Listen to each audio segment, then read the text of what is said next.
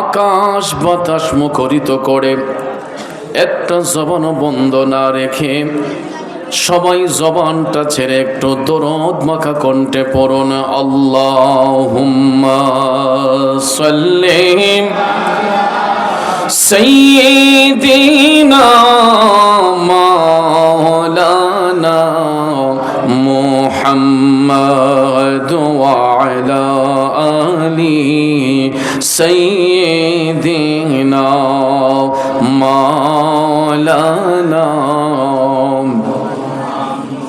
বাবাজিরা আমার, বন্ধুরা আমার, আজকের এই আজিমুশান ওয়াজ ও দোয়ার মাহফিল, এই মাহফিল কোনো সাধারণ মাহফিল না বাজান। আজকের এই মাহফিল সম্ভবপুর বড়কান্দা আল হুসাইনিয়া সুন্নিয়া হাফিজিয়া এতিমখানা মাদ্রাসার হাফেজ ছাত্রদের পাগড়ি প্রদান উপলক্ষের মাহফিল, ঠিক কিনা বলেন? এ নবীর প্রেমিকেরা, যেই ছাত্রগণ আজকে মাথার মধ্যে পাগড়ি পরিধান করবে, এদের মা বাবা ধন্য, এদের উস্তাদ ধন্য।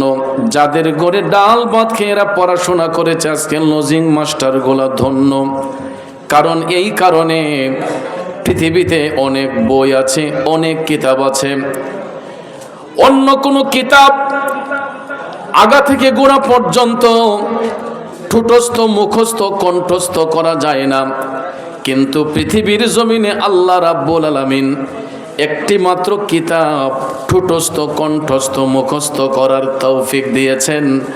হাফেজে কোরআনদেরকে আল্লাহ রাব্বুল আলামিন এই 30 পারা মহাগ্রন্থ আল কোরআন তাদের সিনার মধ্যে ঠোঁটস্থ কণ্ঠস্থ মুখস্থ করার ধারণ শক্তি আল্লাহ দান করেছেন, ঠিক না বেঠে?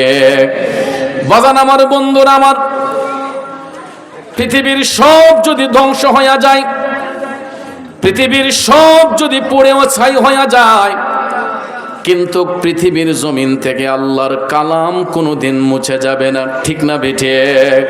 এই জন্য একজন কবি লিখেছেন, যদি আগুন লেগে ধ্বংস হয়, যদি আগুন লেগে ধ্বংস হয় পৃথিবীর সব বইয়ের দোকান, তবে বিশ্ব থেকে হারাবে না পবিত্র কোরআন, বিশ্ব থেকে হারাবে না পবিত্র কোরআন, ঠিক কিনা বলেন?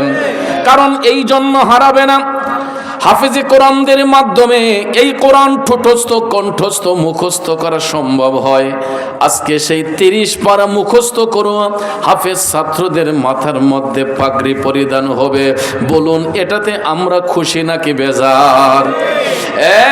সম্ভবপুর বাসীরা, আমার বড়কান্দার বাবাজিরা, আজকে হয়তো এই ছেলেগুলা এই জান্নাতের বাগান থেকে হয়তো তাদের মাথার মধ্যে সাদা রঙের পাগড়ি, কালো রঙের পাগড়ি, সবুজ রঙের পাগড়ি পরবে, কিন্তু তাদের সম্মান শুধু দুনিয়াতে নয়।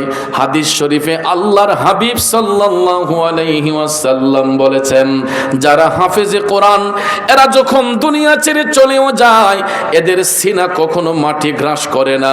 শুধু তাই নয়, হাসরের ময়দানে আল্লাহ রাব্বুল আলামিন জান্নাতের আলা মুকামের মধ্যে হাফেজে কোরআনদের জন্য আলাদা একটা স্টেজ বানাবে।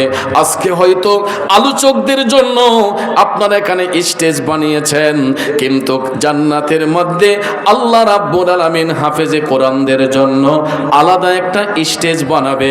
ওই স্টেজের মধ্যে হাফেজে কোরআনদেরকে উঠাইয়া এদের মাথার মধ্যে নূরের পাগড়ি পরিধান করা হইব এবং তাদেরকে জিজ্ঞেস করা হবে, তোমরা কি চাও?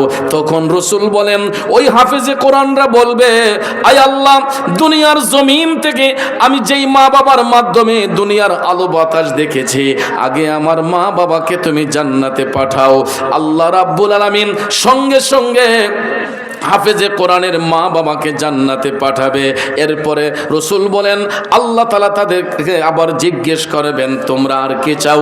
তখন তারা বলবে, আল্লাহ, যেই মায়ের পেট থেকে আমার ভাই বোনরা, আমরা একই মার পেট থেকে বের হয়েছে, আমার ভাই বোনদেরকে তুমি জান্নাতে পাঠাও। এই রকম ভাবে বাজাম 14 পুরুষ পর্যন্ত একজন হাফেজে কোরআনের সম্মানে আল্লাহ রাব্বুল আলামিন জাহান্নামের আগুন থেকে মুক্ত করে তার 14 পুরুষ পুরুষকে পর্যন্ত আল্লাহ তাআলা জান্নাতের মধ্যে দাখিল করে দিবে।